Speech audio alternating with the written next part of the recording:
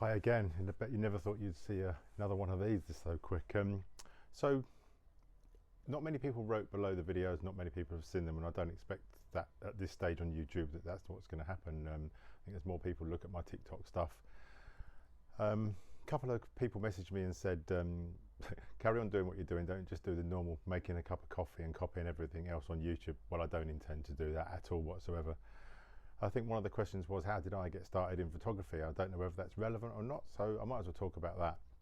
As a young boy, my parents both took loads and loads of photographs. I expect back in the, I'm 58 this year, back in 58 years ago when our parents were using analog cameras, not many people had them, not many people used them. It was just getting to be a thing. I think the first camera they ever stuck in my hand was a box Brownie. Can't remember much about it. I was very, very young then. And then I progressed on to a couple of cameras my father had that I can't remember what they were. And eventually I saved up. Believe it or not, yeah, that was the days where you saved up. I saved up pocket money, I did paper rounds, I did everything. And I bought myself a Zenit E. And then I progressed on to a Zenit TTL. The Zenit E I learned photography on basically. I also became very good friends with a local camera shop in Ashford, Middlesex, where I lived. And I got film from them, and at those days I think it was True Print or something like that, and they used to just give me rolls of True Print. And I think there was sometimes you had free developing and then you paid for the prints, etc. So I got the free developing a lot of the times, and then I hardly printed anything. I just looked at the negatives because I couldn't afford to have them printed. So I basically got started in that way on the cheap, Zenit E, and then over time and years, I had a Zenit E with one lens, that's all I had with it, as well, a 50mm lens. And then I progressed on and I got saved up for probably 2 years and bought a Nikon FM2, and I managed to get myself a few lenses with that. The funny story about the Nikon FM2 is I saved up for 2 years for this camera, and I got it home, and we were having the house decorated and we had a stone stairwell. And I went up the stairs and I dropped the camera with the lens on it, and it went all the way down to the bottom of the stairs, bounced on every step all the way down. And I got down to the bottom and I picked the camera up. There was nothing wrong with it at all. There was a very, very, very slight mark on it, and I thought, wow, this thing's bulletproof. If it can be dropped down a stone stairwell, it can withstand anything. Anyway, I had that camera for probably 10 to 15 years, worked every day. It was flawless. It was a fantastic camera. And I basically learned everything I could. I took photographs for neighbours and friends. I photographed my girlfriends. I did probably everything you can think of back in those days. I bought magazines and books, and I read up on everything. And I studied books. I bought books by Michael Boyes, David Bailey. And I looked at everything they did. I looked at the way they used flash, I looked at the way they used light, and I went out and tried it. Trust me, when you're using analog with film, if any of you ever done it, back in the early days, and a dyslexic kid that struggled anyway, I found it fascinating. One of the things I got stuck on, because I lived on a bend in a road in Ashford, Middlesex, in Maidstone, Kent, when I moved then, and I wanted to shoot light trails. So I started photographing with a tripod and my Nikon FM2 out on the corner of this road, trying to get light trails and trying to get them perfect. As you can imagine, if you underexpose it, it's black, and if you overexpose it, it's just white on film. So it took trial and error to work out the exact time and exposure to get these light trails fantastic. When I actually got the first one done, I showed my parents. They loved it so much, which parents do. They put it on their wall at home, and I thought, wow, this is good. I love this photography lark. Then I went out on my own with my camera. I started photographing people, probably street photography as it's known nowadays. And I photographed a little boy with his father in a park, fishing on a pier on a misty morning. And from that moment onwards, I was actually hooked. I was hooked on people watching. I was hooked on taking photographs of people.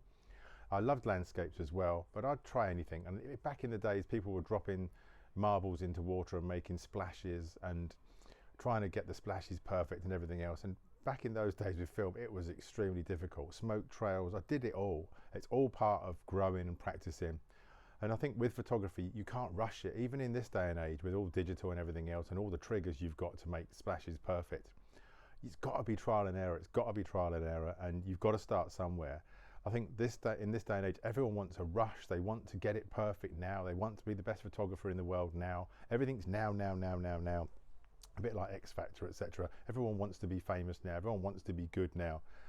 you know, I spent my life doing different jobs from that age. I started off, I left school, I started doing photography. I was also working as a butcher. And what happened was that then is I started doing more and more professional work. I started doing that for a while, and then along come girls and everything else in life, and I stopped again, and I had to get a real job. Did loads of jobs. Photography is always in the background, and then I got into stock photography while I was doing other jobs. So I started taking stock photos all the time and selling those. And over time, as I say, I went in the forces, I've worked in other places, done dry cleaning, I've done loads and loads and loads of different jobs. I remember one person saying to me one day at work, they said, you've got to be 105 to do all the stuff you've done in your life. Well, yeah, I love doing stuff.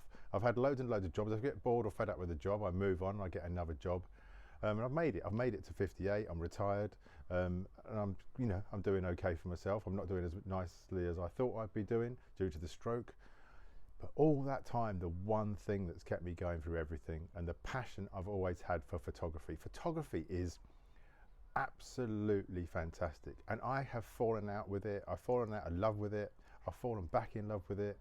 You know, I've lost my mojo, as you want to call it, whatever. And over the last few years, I've struggled with it as well. But at the end of the day, when I need something to cling on to and something to do apart from my dog, I've got my photography.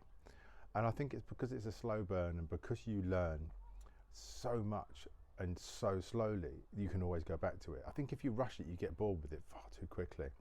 There's a few people come and gone since I've been teaching. There's a few people come and gone that have been on my workshops. Some of them have stayed constant. There's a guy called Christian Cross that's a prolific photographer in London now, doing really, really well. And he's actually learnt so much. In the early days, I thought he wouldn't pick it up. Then he got in an exhibition with us in London. And now he's a prolific photographer, and he's actually learning exactly how to compose and look at shots in a completely different way. And, you know, good luck to him. Do you know what I mean? So many people come and go, as I've said. I've taught learning to see workshops where I've had hundreds of people on my workshops. A lot of them can't be asked. They actually want me to do it for them on the day, and when they go away, they're not interested in what I've had to say. The ones that have listened, and I'm not saying everyone should listen to me, but the people that have come on workshops and the people that have listened and the people that have gone away and done projects have got somewhere. Claire Armstrong as well, because she came on one of my workshops. She went off, did a few projects, and ended up on the speaking circuit and had exhibitions. I mean, you know, you've got hats off to these people that actually take it somewhere. The cameras I've had over the years, I've had all sorts of things. I was with Nikon for about 40 years with all different cameras from Nikon. I won't go into all of them. And then basically I got fed up with Nikon because of the quality issues I had with my Nikon D3S. I think it was the last Nikon I had. And the quality issues I had with Nikon was horrendous. And when you're trying to keep things in warranty to actually be able to send it back, you know you've got a problem. And that's one of the reasons, apart from weight, I moved over to Fujifilm as well. And you've got to think about this. People always say, how do you become an ambassador for a company? And I used to do videos on that, and I am going to come to that in the future. But I was just taking photographs, enjoying myself. I noticed things were going on with Fujifilm and they were getting better and better. So I used social media to be seen by Fujifilm, and I did a few little jobs for them, and then suddenly I'm working as them as an ambassador a while back. Now, that was just hard work. I had Fujifilm cameras as well. People contact these camera manufacturers and companies all the time. Can I have this? Can I have that? Can I do this? It's just rude. I think it's rude. I think it's absolutely rude. At the end of the day, if you're not using the product, why would anyone want you to be an ambassador for them? I enjoyed every minute I had working with Fujifilm as an ambassador, and basically because I was using their gear anyway. I'm still using their gear now. I still prefer their gear to anyone else's at the moment. Someone messaged me the other day on TikTok and said I moved over from Nikon to Fuji. I thought, yeah, good, so you should do as well. I've got no qualms with Nikon nowadays. I've not used Nikon for I can't remember how long, so much. Maybe the quality has gone back up, but it just drove me around the bend in the end. One of the other issues as well in the early days with a lot of the full frame Nikons was cleaning the sensors all the time. So I had to clean the sensors nearly every day. It drove me insane, especially in the summer. In the winter you could get away with it a bit more. There's a little bit less dust and pollen about. So, you know, the sensor cleaning, and they had a lot of problems in the early days with newer cameras with this grease flicking on the sensors, etc., which they probably sorted out now. But anyway, as soon as mirrorless come along, what a result. And that's why I loved Fujifilm. I don't think I even clean my Fujifilm sensors anymore. I don't think I've cleaned them since I've had them, maybe once or twice. And I shoot wide open as well. Not much dust goes in my cameras, and the sensor's not big enough to see it anyway, so I don't really care. And I used to shoot wide open, so it didn't matter. So my journey was basically, I started in photography. I've worked in the forces, in loads of other jobs. I was a mechanic at Brands Hatch. I had my own motorcycle business in Kent, and I've done loads of different jobs. When I moved up to Liverpool, I couldn't do photography, so I did a bit of dry cleaning, worked as a dry cleaning manager, but always in the background. The photography was there and the stock photography was there, and I made quite a lot of money in stock photography. And I've just about come off every stock site now because I've retired. I've had to come off them, as I said yesterday. And it's been a hell of a journey, and I've enjoyed every minute. And I loved social media. For photography, you could really, really, really use social media to get your work out there. It's not the same anymore. I came off Facebook a couple of weeks ago, sick to death of it. I used to use it for my business. I always said when I haven't got my business, I'll come off, and I have. I'm not too sure about Twitter and everything else yet, but I am considering coming off there as well. It's like an echo chamber of hate and politics and everything else, and I just can't stand it anymore. So I've come off Facebook. I've still got Messenger, but I'm going to see how things go. I don't really know where I'm going to go with social media from here. As I said yesterday, I'm probably going to keep Instagram. I'm going to probably do more YouTube, do a bit of TikTok. We'll see how things go. There's half of me wants to just stop, not bother at all, but because I've got a lifetime experience with photography and a load of other things, walking, hiking, etc., why not share it? Why not share it? That's the great thing about the internet and social media, is why not share your knowledge and skill? You know, I'm not going to be some of these younger guys on YouTube that get millions of followers, and I don't even know whether I want to be like that anymore. But I think I've got enough knowledge to be able to pass something on that some people might find interesting. I know a lot of people were upset when I closed my other YouTube channel down because there was so much information on there. I am going to aim to make all those videos again a little bit better, a little bit more polished, explain things a little bit more clearly, slow down a little bit and try and get the point across so you all understand. And a lot of people used to use a lot of the street photography videos I did to help them. And by taking those down, they couldn't go back and refer to them. I will aim to do those again. Obviously, during the current climate, I've been able to do that. One of the biggest problems I've always had with street photography is doing videos and YouTube stuff on your own. You can't self-film. It's extremely difficult to self-film. I know Gareth Danks and a few of the others do it, but I don't want to do it like that. I would like to do it a little bit better, and maybe I'll be able to get around to that one day. It's an extremely difficult way of doing it, but who knows, I'll give it a go. If not, I'll just do them like this and I'll just talk you through them. I've still got all my old slides from my talks with Fujifilm, etc. So I will aim to do some of the workshops, put those online and everything else. I have got the time, I'm retired, but trouble is you just can't be asked a lot of the days. And a lot of the time as well, I want to go for a walk, I want to go out in my van, I want to go on holiday, etc. So I will get round to it. I've decided that's what I'm going to do. It's a lot easier to come and sit and talk to you guys on YouTube than it is to sit and watch crappy television when I'm actually not out and about. So I'm also going to try and get some more walks on TikTok. I said yesterday about planning routes and everything else and commute, etc.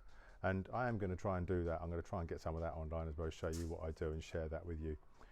Hopefully it'll go well. As I say, if you're enjoying these, click like and subscribe, and also make sure you put some notes below. Let me know what you want to see and hear, and I'll do my very, very best to get some more videos out on that in the future. Well, that's how I got started. The future, I don't know yet. We shall see. I'm thinking about starting another project, but I want a year's break first. I've been doing projects for the last 5 years, and this will be the first year I've not done any, and I don't want to do any. I want to actually have a rest, and we'll go from there. And thanks guys for messaging me yesterday on all Messenger, etc., and Signal, etc., and everything everyone's using these days to message. I will try and get some stuff done, and I won't talk about bloody coffee and stuff like that and copy other people on YouTube. I guarantee you that. I will just talk about me, which I've got started on now. I'll talk about my photography in the future, and we'll see how we go. Let me know what you think. Hit like and subscribe. Catch you all later.